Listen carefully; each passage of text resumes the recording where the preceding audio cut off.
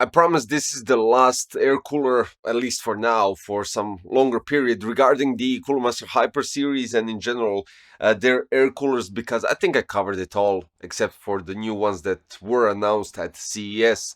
But regardless of that, let's go today and wrap this up because we have a Cooler Master Hyper 411 Nano, and it's a quite small one, and it's logical it goes into SFF builds in general because of the compactness and everything. And I wouldn't say precisely SFF builds. I'm going something in the mid range, I would say, somewhere between a mid tower and an SFF, which, well, basically, it's not full small like Noctua NHL965.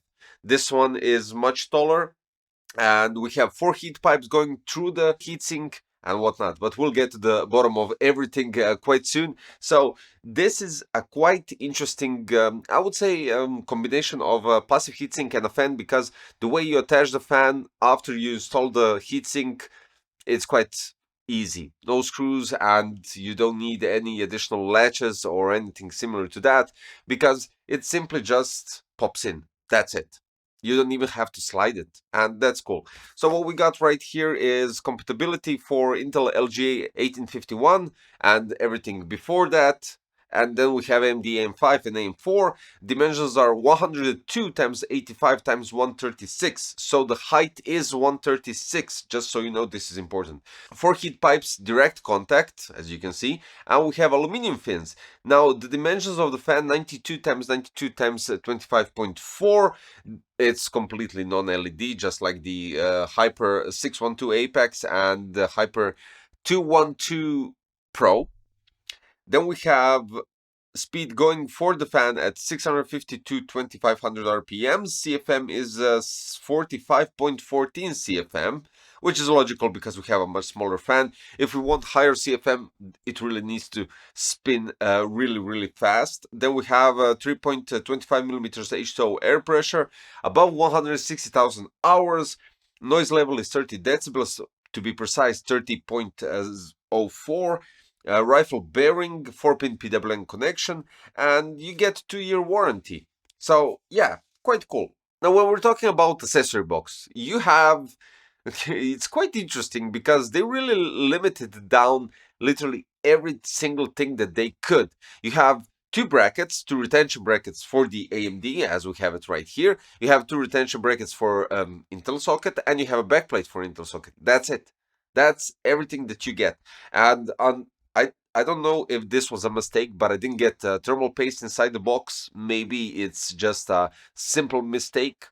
But I think, as on any other Cooler Master air cooler or AIO, you get the cryofuse. So yeah, there's that. In general, when we're talking about installation process, you have to place those 2 retention brackets with 1 screw each on the passive heatsink. Then you place the heatsink on the CPU. Of course, you have to place thermal paste, remove the plastic foil, and then tie up the screws evenly. And after that, what we have to do is place the fan and connect the PWM header to your CPU fan. That's basically it. It's really straightforward. It's like 5 steps, and that's it. I would say something around that. When we're talking about thermals, and of course, we'll get more air in this type of chassis than in a smaller type of chassis, depending on the fan configuration and everything altogether. I take a bit of a precaution when we're talking about the thermals in this one, but I wanted to compare this one with others because I can't use other coolers inside a smaller chassis. I can use a smaller air cooler inside a bigger chassis, which is quite logical. But then we don't have too much fans inside this case particularly. We have one 140 at the front and one 140 at the back. That's it. That's the configuration of the fans inside this case. And when we're talking about that, we have IDA 64 Extreme Edition. CPU is AMD Ryzen 9 7900X3D. It went up to 92 degrees. And now you can see the clock speed, 4625, which is definitely huge difference compared to the bigger towers. GPU 70 degrees, but that's again irrelevant. Then we go to Cinebench. The thermals were quite alright, I would say. So 89 to 90 degrees, it didn't go any higher than that. But then you see the clock speeds, and you can compare it with others 4900, 4925, 4875, which is quite logical. And when we finalize that with Cinebench scores, we have 26,000, 35, 49, 58, 25, 14, and so on. It circulates around 26,000 to be precise. So eventually we have one at 25,989, and that's basically it. So it goes around that, and I think that's quite solid. I wouldn't say anything different because we're having a much smaller cooler, much smaller fan, lower airflow, and everything all together, but we still have a bigger case. So if you go with a smaller case, you can expect either a higher temperature, which will definitely impact the results, which will give you much lower results. Well, not much lower results. I would say 100 to 200 Cinebench points in that kind of sense. And I think AIDA 64 Extreme Edition would go up to 93, eventually touching 94 degrees on 7900 X3D.